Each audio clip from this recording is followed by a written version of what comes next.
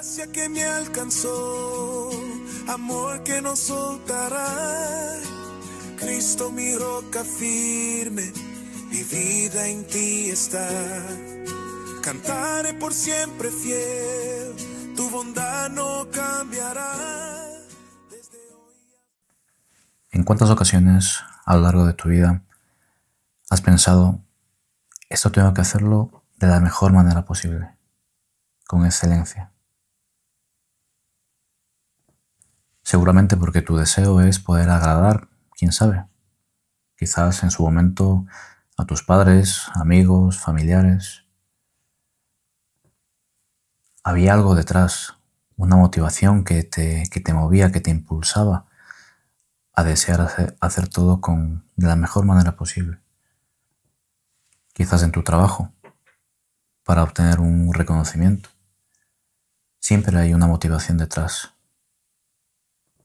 Y aquí es cuando te pregunto, a ti como cristiano, ¿en cuántas ocasiones no has dicho que tienes que hacerlo todo con excelencia porque es para el Señor, porque es para Dios?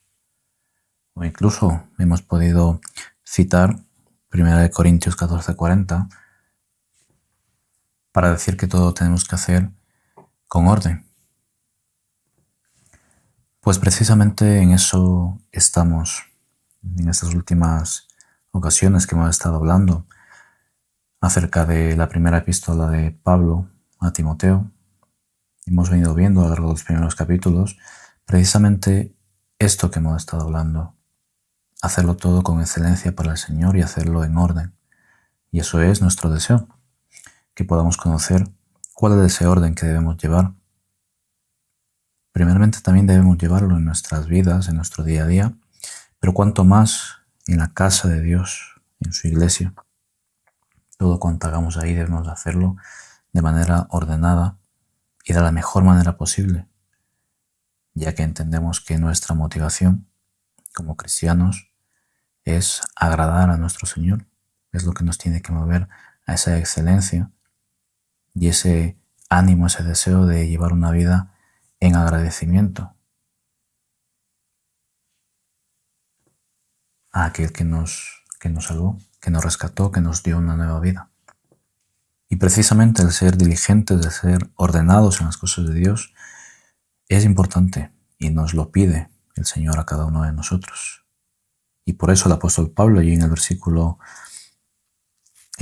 14 del capítulo 3, le dice: esto te escribo, aunque tengo esperanza de ir pronto a verte, para que si tardo, sepas cómo debes conducirte en la casa de Dios, que es la iglesia del Dios viviente, columna y baluarte de la verdad.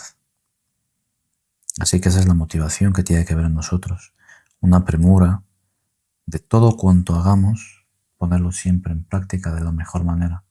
En la medida que Dios nos va mostrando cada vez más su voluntad, cada vez más nos va mostrando cómo Él quiere que nos conduzcamos en su casa, debemos ponerlo en práctica inmediatamente y de manera excelente, sin esperar al día de mañana o sin esperar a una ocasión especial.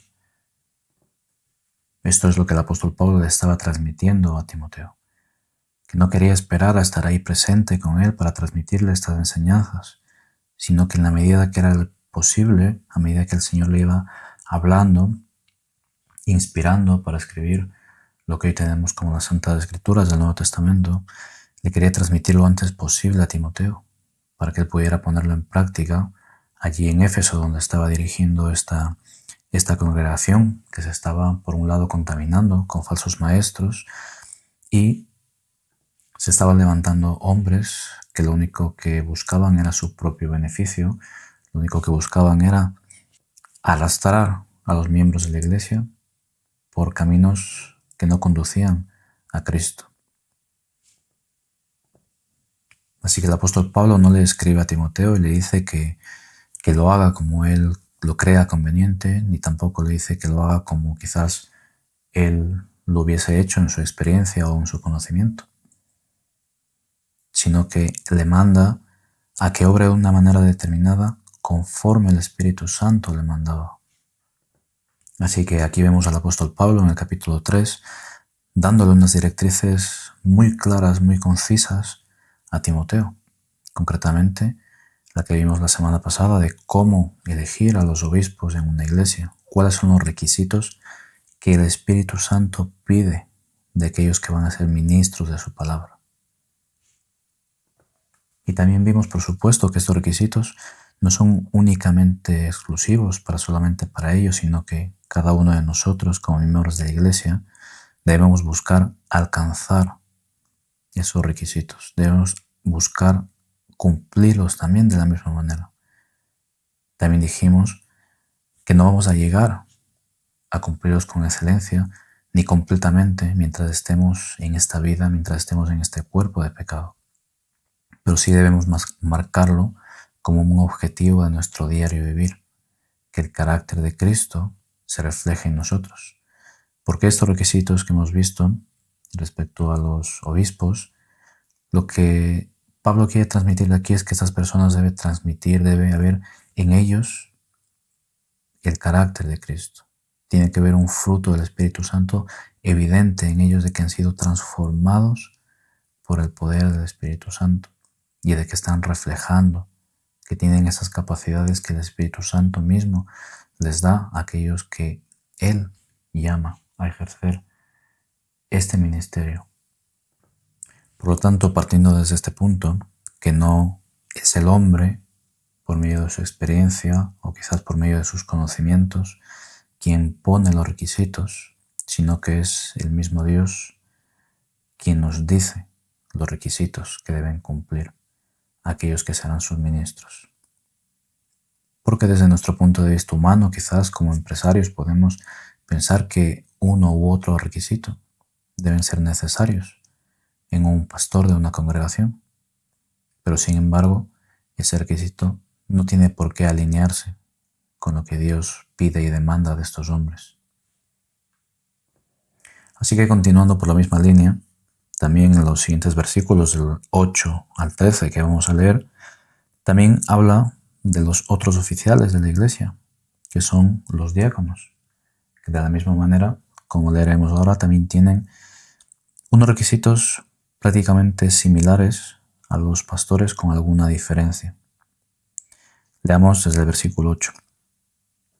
Los diáconos, asimismo, deben ser honestos, sin doblez, no dados mucho al vino, no codiciosos de ganancias deshonestas, que guarden el ministerio de la fe con limpia conciencia, y estos también sean sometidos a prueba primero, y entonces ejerzan el diaconado, si son irreprensibles. Las mujeres asimismo sean honestas, no calumniadoras, sino sobrias, fieles en todo. Los diáconos sean maridos de una sola mujer, y que gobiernen bien sus hijos y sus casas, porque los que ejerzan bien el diaconado ganan para sí un grado honroso y mucha confianza en la fe que es en Cristo Jesús. Ya dejamos en claro que en una iglesia cristiana los únicos dos oficios que la Escritura nos enseña que deben haber son, por un lado, pastores y por otro lado, diáconos. Estos dos son los únicos oficios que son llamados formalmente como aquellas personas que van a servir al Señor en la iglesia. Unos con unas funciones y otros con otras.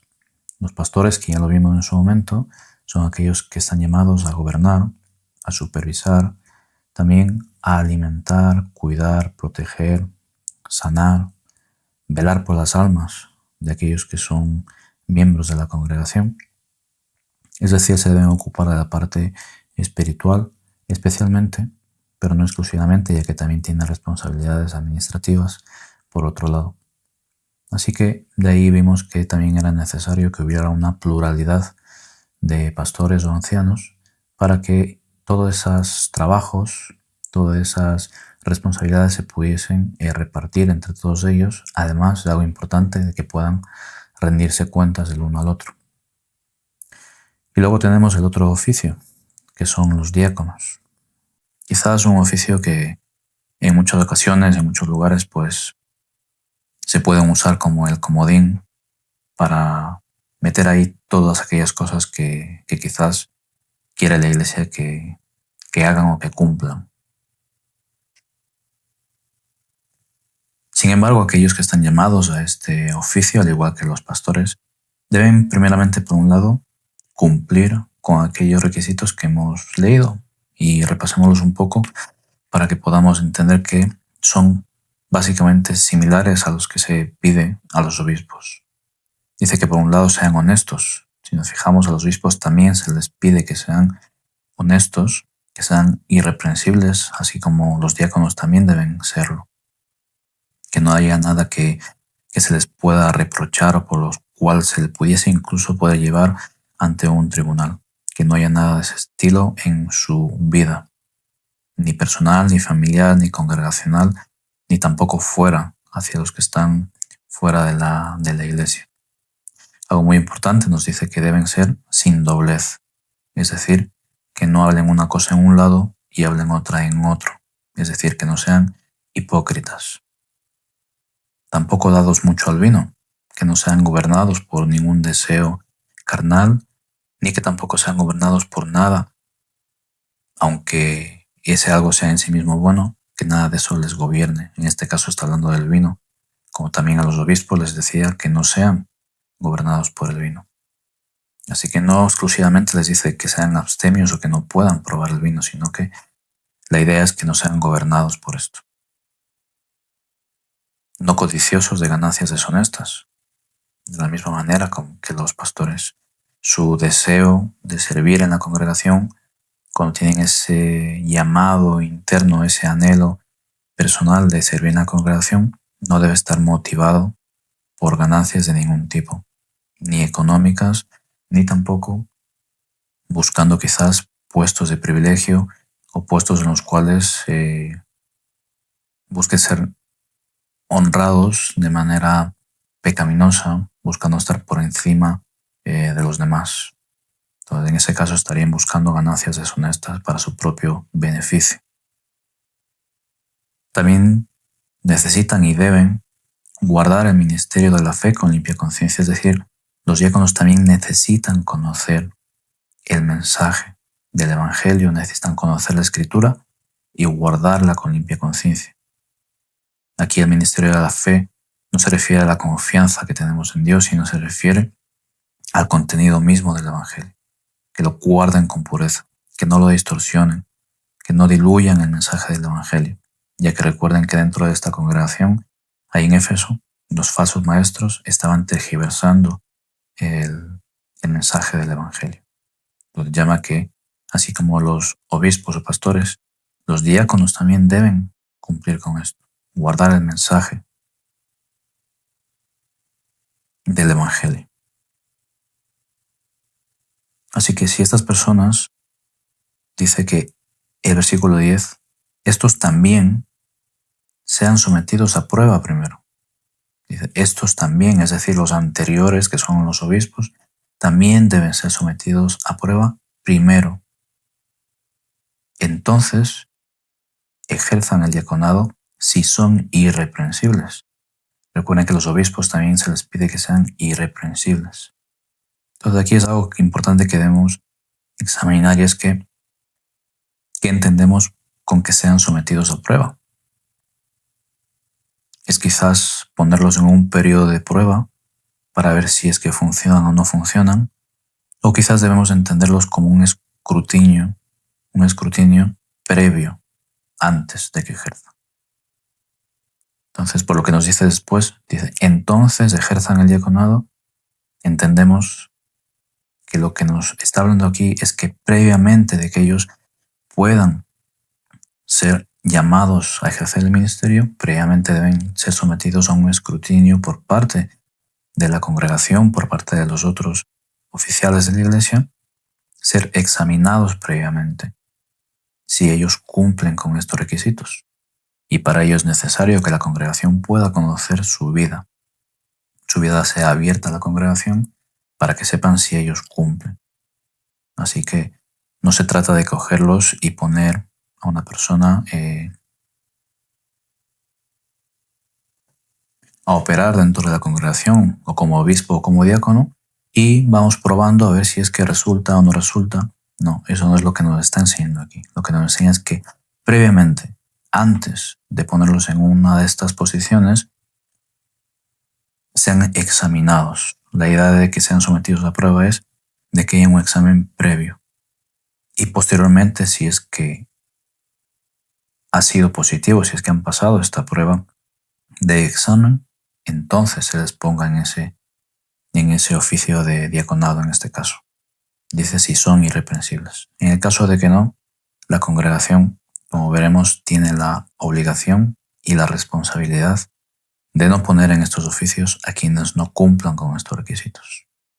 Es decir, no puede ser una persona que cumpla un requisito y otro no, o uno a medias y otro no, sino que tiene que cumplir todos ellos, no de manera perfecta, pero sí como una unidad, ya que en caso contrario la misma Iglesia sufrirá las consecuencias de poner en estas posiciones a una persona que no deba. Si ponemos en esta posición, ya sea bien de pastor o sea de diácono, una persona que busque ganancias deshonestas de manera codiciosa, las consecuencias las van a pagar la misma Iglesia. Por lo tanto, aquí ya vamos viendo que la responsabilidad, por un lado, de llamar a una persona al oficio, ya sea pastoral o de diácono, por un lado, la Iglesia está en su responsabilidad de hacerlo, de llamarlo y reconocerlo posterior a este examen que hemos dicho. Así que no debemos dejar la elección de los oficiales de la Iglesia en manos solamente de una o dos personas o de manos solamente de los otros líderes de la Iglesia, sino que toda la Iglesia en su conjunto debe participar en reafirmar su llamado y reconocerlo públicamente ante toda la congregación y ordenarlo a este oficio, ya que recordemos que estos oficios son dones que el Señor da a la Iglesia para que pueda gobernarse, pueda dirigirse en orden. Por lo tanto, los oficiales que el Señor pone en las iglesias son precisamente para esto, para que la Iglesia viva en orden y viva conforme a lo que el Señor demanda de ella. Fijémonos que en el versículo 12 nos dice que sean maridos de una sola mujer. Como también vimos antes de los pastores, nos está pidiendo que su conducta, su pensamiento respecto a su esposa, si está casado, sea únicamente para ella, que tenga una mente limpia de pensamiento respecto a su esposa o respecto a las demás mujeres de la congregación. Debe gobernar bien su casa, a sus hijos, porque de esa manera, como también los pastores, si gobiernan bien su casa, si tienen su casa en orden, ese mismo orden es el que traerán a la congregación. Y no dejemos de lado el versículo 11, que ahí es como una idea que se intercala entre estos requisitos de los diáconos y nos habla acerca de las mujeres. Dice, las mujeres asimismo sean honestas, no calumniadoras, sino sobrias, fieles en todo. Este versículo se ha interpretado de varias maneras. Una de ellas es interpretada como que se refiere a las mujeres de los diáconos, ya que ahora veremos cuáles son las funciones de los diáconos, pues las mujeres podrían también participar de la responsabilidad de sus esposos.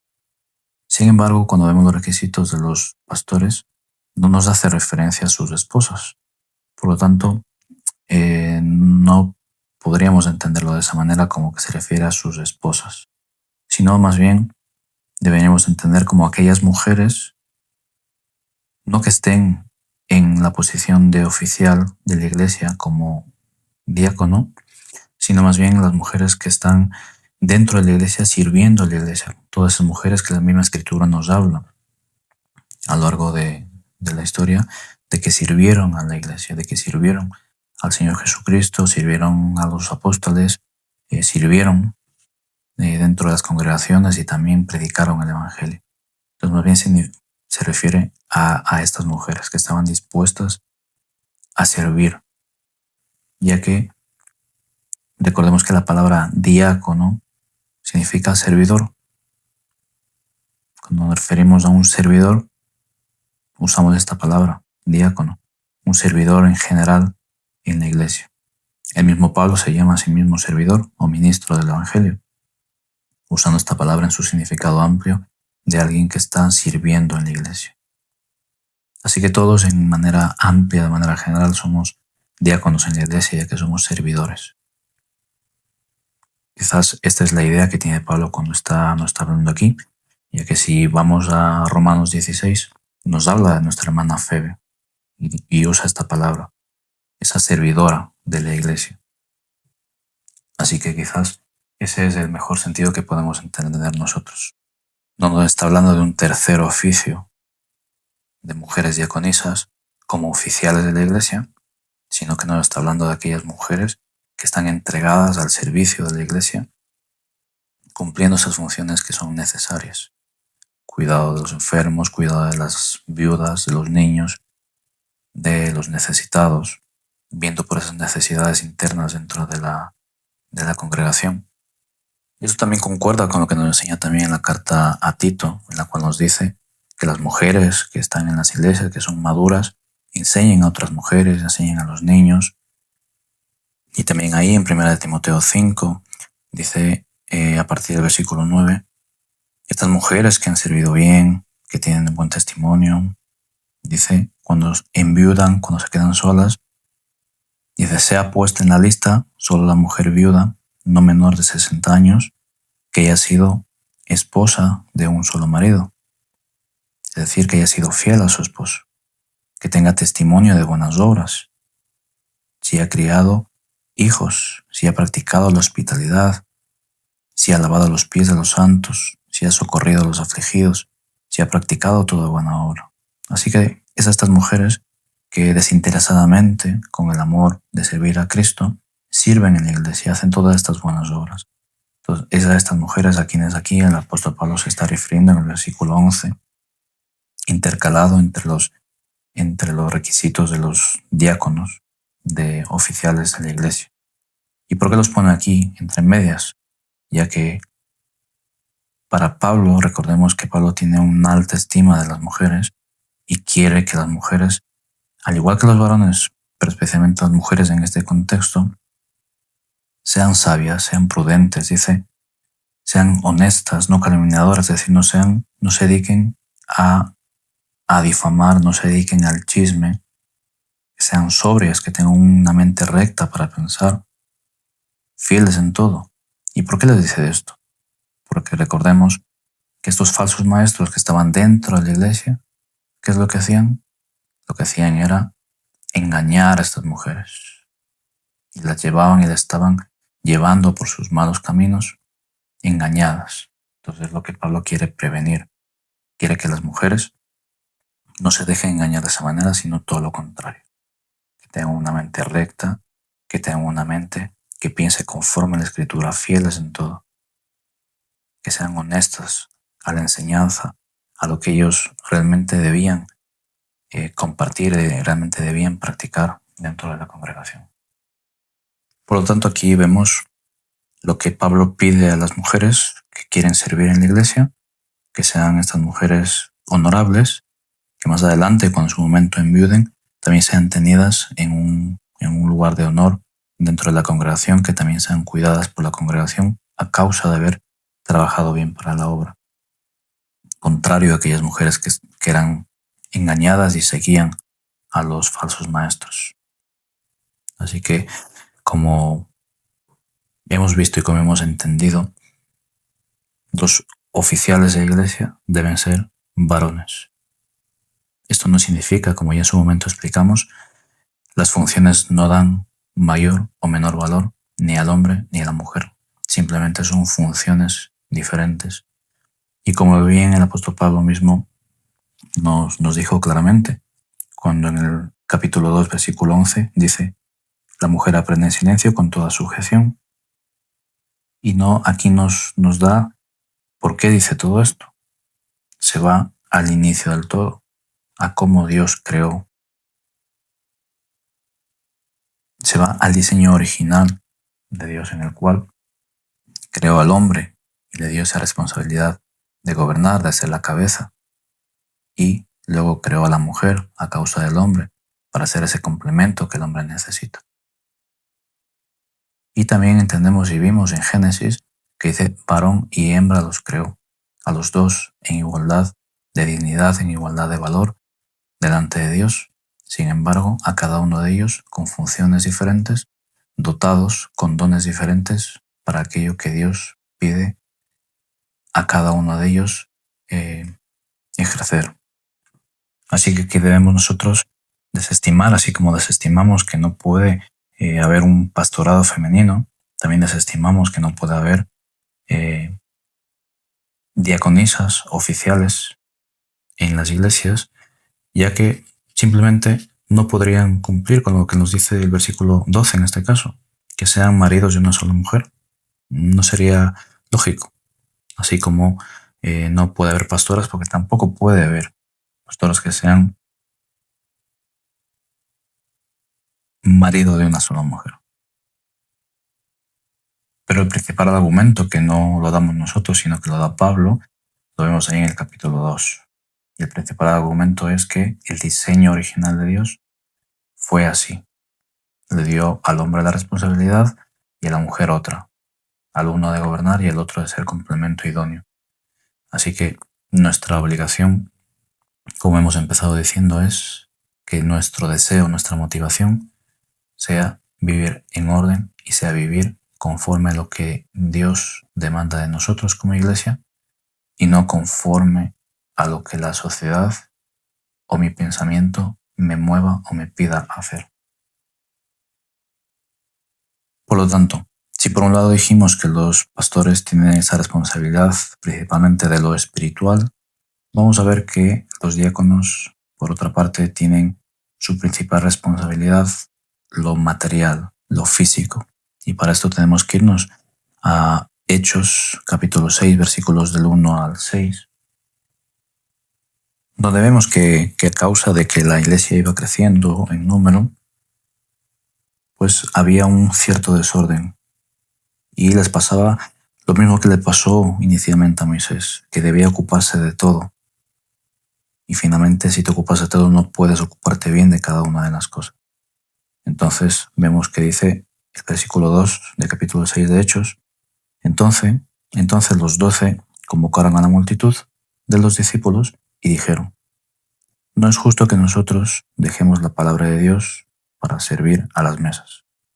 Vemos estas dos funciones principales que deben haber dentro de la iglesia.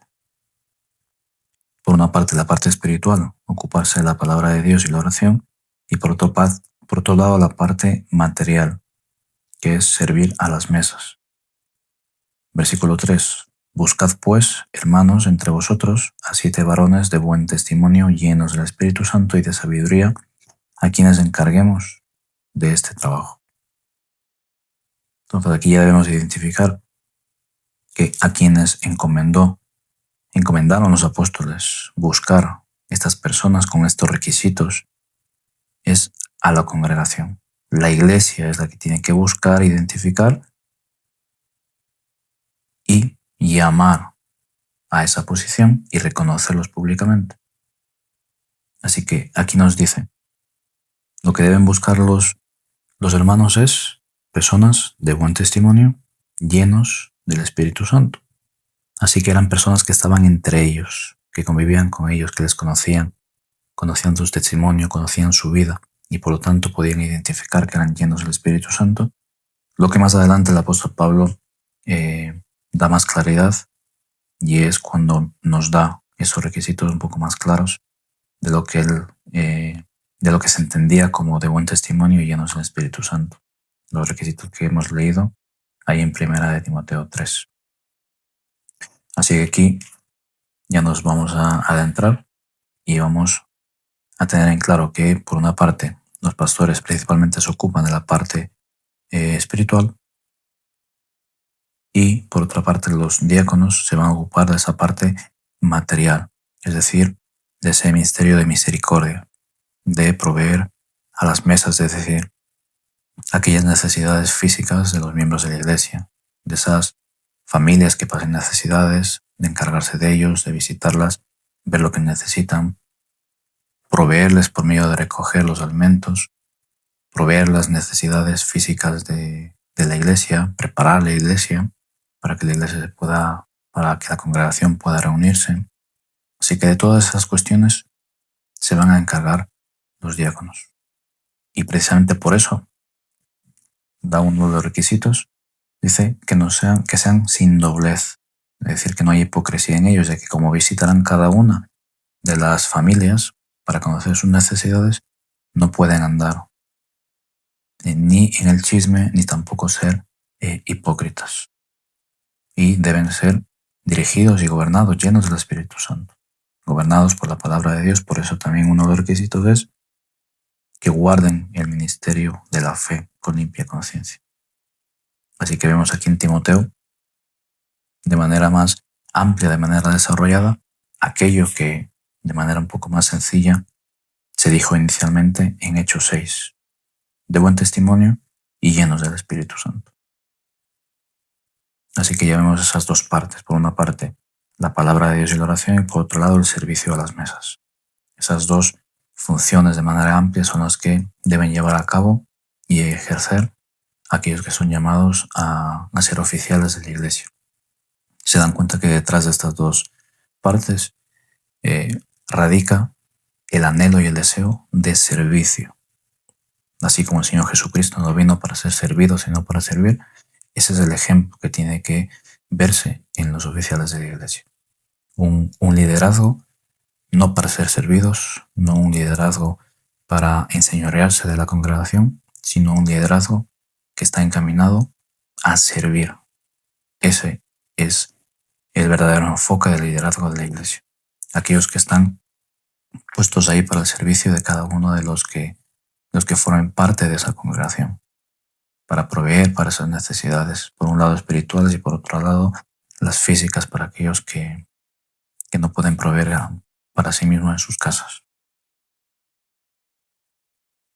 Así que vayamos un poco más adelante. Ya sabemos, por un lado, que debemos tener un orden dentro de la iglesia. Tiene que haber un liderazgo establecido para que puedan llevarse a cabo todas estas funciones.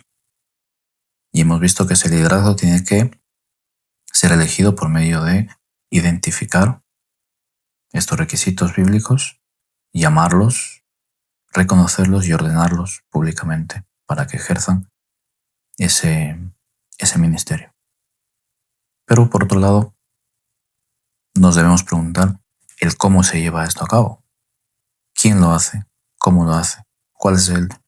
¿Qué es lo que la Escritura nos manda para poner a una persona, además de reconocerlo, que cumpla con los requisitos? ¿Cómo lo debemos poner en práctica? Así que la otra parte de una iglesia son los miembros, la congregación de los santos. Así que aquí es como nosotros debemos entender que una iglesia está conformada por creyentes, por personas que han confesado a Jesucristo y por personas que se han bautizado a causa de haber creído previamente en Jesucristo. Ya que sin creyentes no puede haber iglesia. Tiene que haber creyentes para que haya una iglesia. Por otro lado, voluntariamente se han unido en un pacto como iglesia de cumplir las Escrituras, de vivir conforme a la Escritura, comprometidos con Cristo y voluntariamente reconocer a esos líderes de la iglesia, reconocer la autoridad de aquellos líderes que el Señor da a esa iglesia. Por lo tanto, una iglesia, para que esté plena, para que esté completa, además de sus miembros, además de ellos, debe haber un liderazgo establecido en la iglesia, para que esté completa, como hemos dicho, para que se pueda llevar a cabo todas las funciones que la iglesia necesita. Esa provisión física y esa provisión espiritual. Hechos 2:41 dice: así que los que recibieron su palabra fueron bautizados y se añadieron aquel día como 3,000 personas. Es decir, las personas que creen en Cristo se bautizan, son incorporadas a una membresía de la iglesia. Es decir, la membresía de la iglesia es importante y ahora veremos el por qué es importante. Aquellas personas que creen en Cristo se bautizan pasan a formar parte de un grupo de personas que conocemos como esa membresía de una congregación local.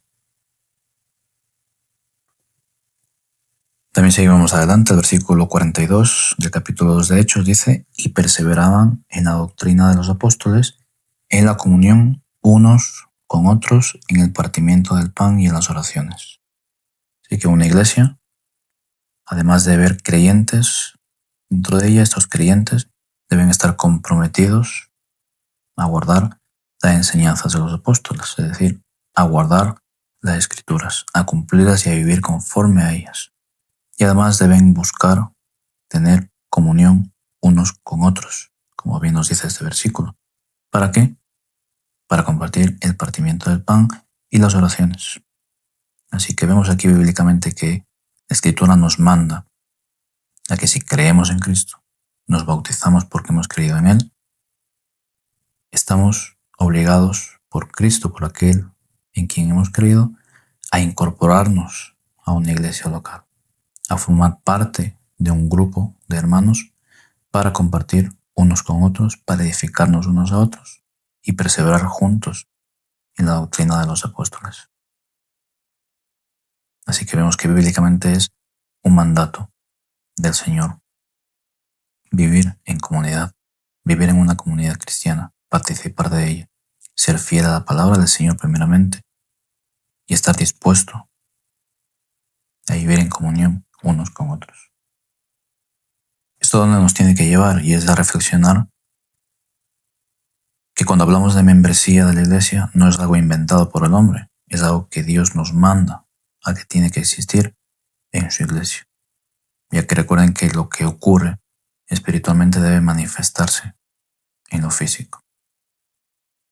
Y así que como espiritualmente estamos unidos como un solo cuerpo, unidos a Cristo como miembros suyos, eso debe manifestarse también en lo físico. Debemos formar parte de una comunidad de creyentes establecida correctamente, como un grupo de creyentes con su liderazgo establecido en un lugar físico, lo que conocemos como una iglesia local. Fijémonos ahí en 1 Timoteo 5, en el versículo 9 que dice: sea puesta en la lista solo la viuda no menor de 60 años. Así que aquí vemos que ya en aquel entonces había un registro de aquellos que eran miembros de una congregación, ya que ellos, los oficiales, debían conocer quiénes formaban parte de esa iglesia. ¿Para qué? Para identificar a estas viudas no menores de 60 años que iban a ser puestas en una lista para ser provistas por ese ministerio de los diáconos, provistas por esas necesidades físicas. Así que vemos que ya desde aquellos primeros tiempos, que esto estamos hablando en el primer siglo, ya había ese control me refiero en el sentido de que había una lista de personas que eran conocidas como parte de una congregación local.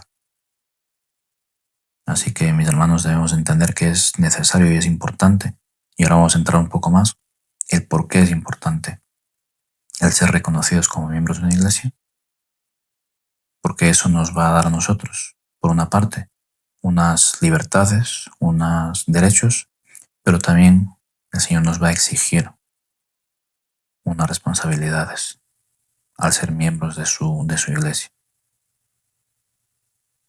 Recordemos entonces, ¿qué es una iglesia? Es un grupo de creyentes que se han bautizado y se han unido voluntariamente para permanecer en las Escrituras. Así que dentro de ese grupo de personas tiene que haber, y debe haber, para que podamos considerarla como una congregación, una iglesia, tiene que haber, primeramente, orden.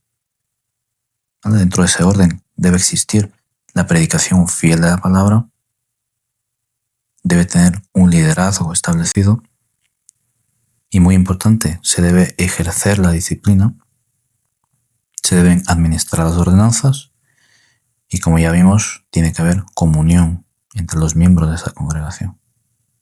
Y todo esto se tiene que hacer para la gloria de Dios.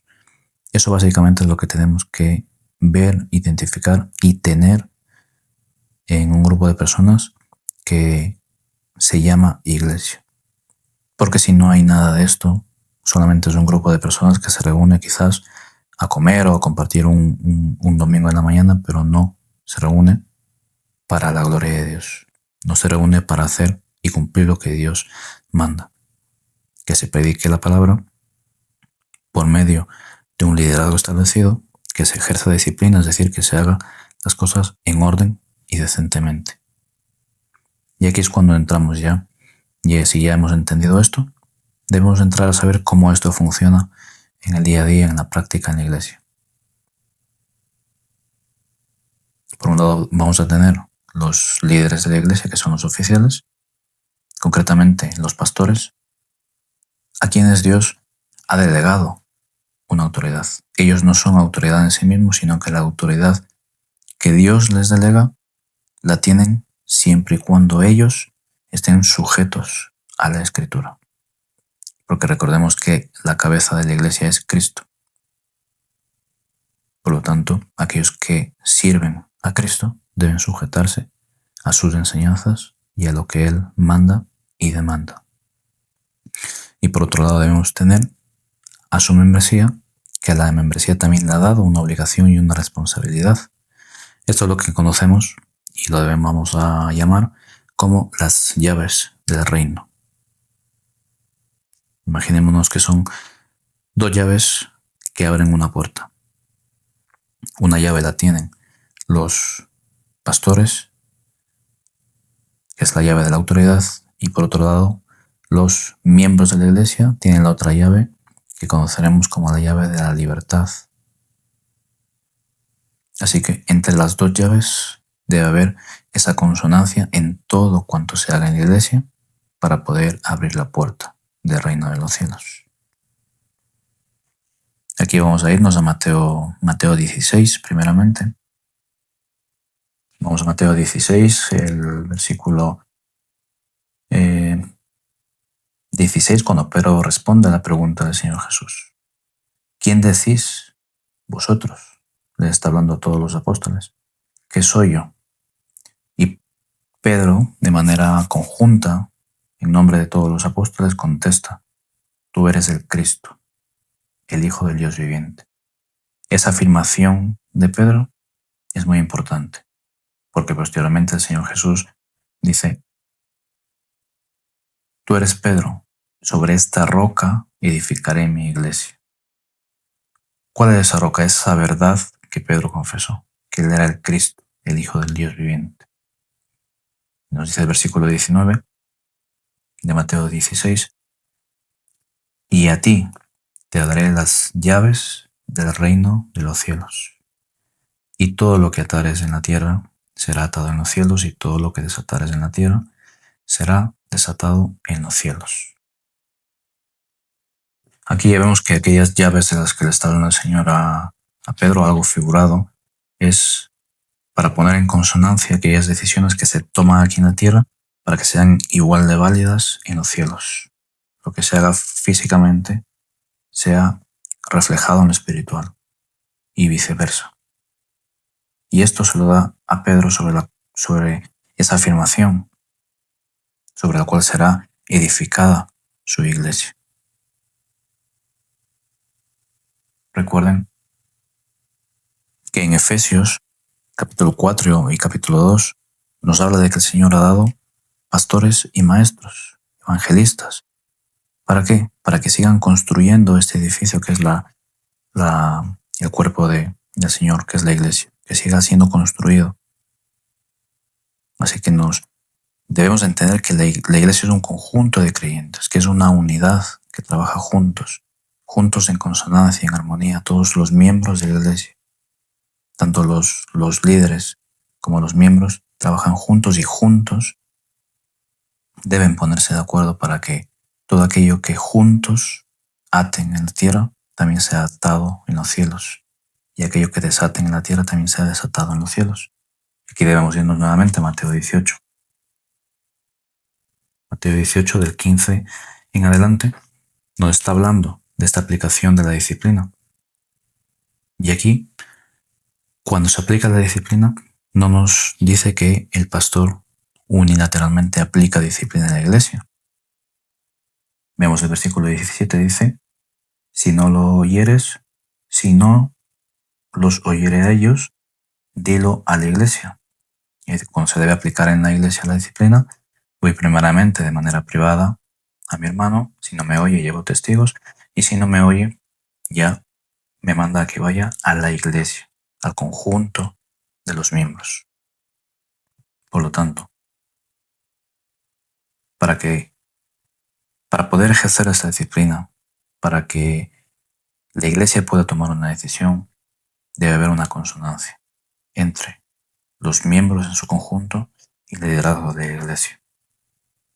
Dice el versículo 18 de Mateo 18: de cierto os digo que todo lo que atéis, refiriéndose a la iglesia, en la tierra será atado en el cielo, y todo lo que desatéis en la tierra será atado en el cielo. Otra vez os digo que si dos de vosotros se pusieren de acuerdo en la tierra acerca de cualquier cosa que pidieren, les será hecho por mi Padre que está en los cielos. Porque donde están dos o tres congregados en mi nombre, allí estoy yo en medio de ellos. Así que aquí nos habla con toda claridad que todas aquellas cosas que la iglesia pida y desee pedir a Dios y lo haga como de manera corporativa como iglesia, debe haber un acuerdo entre todos ellos, entre la membresía y entre el liderazgo de la iglesia. Si entre los dos están de acuerdo, podrán pedir aquello al Señor, y dice que les será hecho. ¿Y les será hecho por qué? Porque habrá unidad, conformidad en toda la congregación, en toda la iglesia. Todos estarán de acuerdo. Así que la responsabilidad de todas aquellas decisiones que se tomen en la iglesia debe hacerse en conjunto, no de manera unilateral de parte de un pastor o de un líder, ni tampoco de parte unilateral por parte de la membresía de la iglesia, sino que los dos tienen que estar de acuerdo para poder abrir esa puerta con las llaves de los cielos.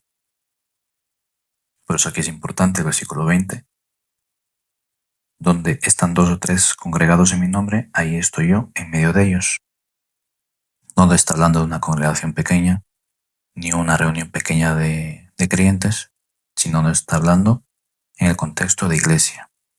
Cuando la iglesia se reúne de manera corporativa para tomar decisiones respecto al cuerpo de Cristo, la presencia de Cristo se manifiesta de manera especial, diferente en ese lugar y en ese momento, ya que aquello que esa iglesia en su conjunto tome una decisión, Cristo la va a avalar y la va a dar como válida. Por eso es importante que la iglesia esté en consonancia siempre, que no sea dirigida de manera unilateral, simplemente que una persona diga hacemos esto o aquello y los demás lo sigan, sino que todos en su conjunto tienen la responsabilidad de las decisiones que se tomen en el seno de la iglesia. Por lo tanto, aquí aplicado lo que estamos mirando respecto a los oficiales, la membresía por una parte y el liderazgo por otra parte, los dos deben estar en consonancia en aquellos miembros candidatos a ser llamados a uno de los oficios, ya sea pastor o sea diácono.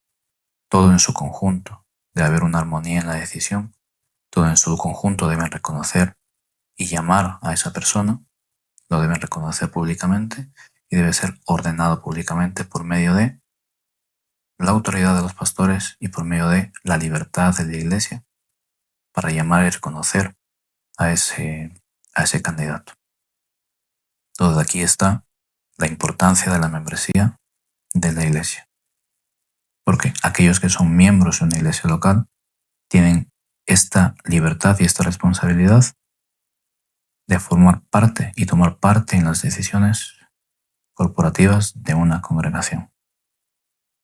Así que no es algo que debemos tomarnos a la ligera, sino que debemos darle su importancia. De la misma manera que no debemos tomarnos a la ligera la elección de los oficiales de una iglesia, tampoco debemos tomarnos a la ligera la aceptación de nuevos miembros en la iglesia, ya que, como vemos, si aplicamos todo esto, esas personas, si no son verdaderos creyentes, o si son personas que solamente desean introducirse en la iglesia para lastimar, van a participar de las decisiones que se tomen dentro. Y por lo tanto, toda la iglesia va a sufrir o bien las bendiciones de recibirlos como miembros o las consecuencias de recibir a quienes no debamos recibir dentro de la membresía. Recuerden que los miembros de la iglesia únicamente deben ser aquellos que creen en Cristo y se hayan bautizado en el nombre de Cristo, para que sus decisiones o su apoyo o no estén dirigidas por medio del Espíritu Santo y no por medio de su carne. Visto esto, ¿a dónde debemos concluir? ¿Qué es lo que debemos sacar en claro? Que siempre que nosotros nos reunimos como congregación de manera corporativa, es y debe ser para dar la gloria a Dios, para glorificar su nombre, para exaltar su nombre, para conocer más quién es Él y para buscar edificarnos unos a otros como hermanos. Miren en 1 Corintios 11 y 18, les dice el apóstol Pablo llamándoles la atención a los corintios. Pues en primer lugar, cuando os reunís como iglesia, oigo que hay entre vosotros divisiones y en parte lo creo. Le está llamando la atención. Nos dice que cuando nos reunimos como iglesia, absolutamente esto no tiene que ser. Debe ser todo lo contrario. Debe haber edificación mutua, perseverar en la doctrina de los apóstoles, con el único ánimo y deseo de hacerlo todo para el Señor. Así que creo que es momento que nosotros nos examinemos, cada uno de nosotros primeramente, como creyentes, cómo nos encontramos delante del Señor, cuál es mi motivación de todo aquello que estoy haciendo en su iglesia, todo aquello que yo quiero hacer, mi anhelo quizás de servir, mi anhelo quizás de obtener, de llegar a ser quizás un anciano de la iglesia o un diácono de la iglesia. ¿Cuál es mi motivación detrás? ¿Por qué quiero hacerlo? ¿Me motiva servir a Cristo? ¿Servir a mis hermanos para que su obra avance? ¿O me están motivando mis deseos personales o quizás mis planes personales?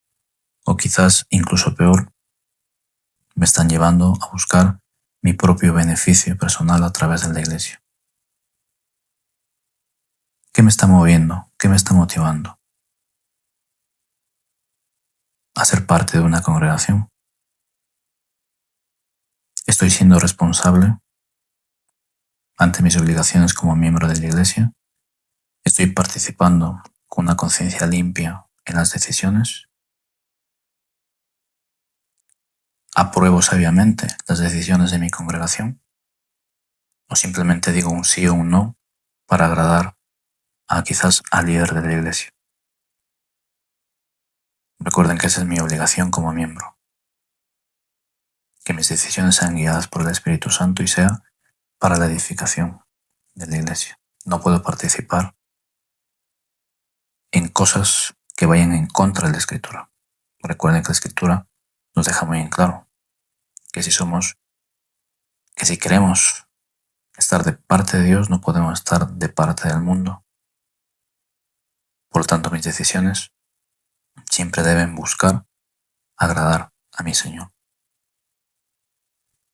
Así que examinémonos nosotros, como miembros de una iglesia también, cómo estamos obrando, si estamos siendo responsables de lo que Dios pide de nosotros como iglesia. Y también en nuestra intimidad examinémonos.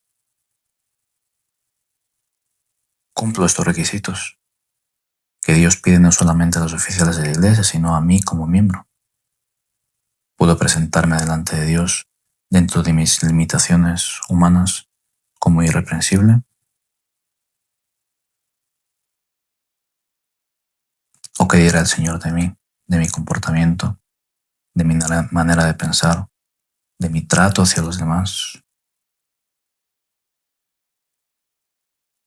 Debemos examinarnos. Así que para resumir y poder llevarnos un poco a una conclusión, además de la que hemos dicho, Cristo, que es la cabeza de la Iglesia, gobierna su Iglesia a través de la congregación, bajo el liderazgo de los ancianos. Así que ya hemos visto que existe las iglesias como tal, que la Escritura nos habla de esas iglesias locales, que la Escritura nos habla de que tiene que haber un liderazgo y que nos habla que no solo el liderazgo de la iglesia, sino también la membresía de la iglesia tiene su propia responsabilidad.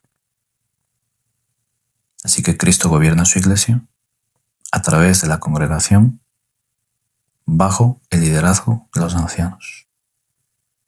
Y recuerden que todo debe ser para la gloria de Dios, siempre con el ánimo y el deseo, por una parte, el liderazgo de servir a los hermanos y por ende a Cristo, y por otro lado la congregación, la membresía, sujetarse a ese liderazgo que entendemos que está sujeto a la palabra de Dios. Pidamos al Señor que nos ayude a conducirnos delante de Él rectamente, para que Él vea con agrado todo aquello que nosotros hacemos dentro de su iglesia. Que el Señor te bendiga. Gracia que me alcanzó, amor que no soltará. Cristo mi roca firme, mi vida en ti está. Cantaré por siempre fiel, tu bondad no cambiará.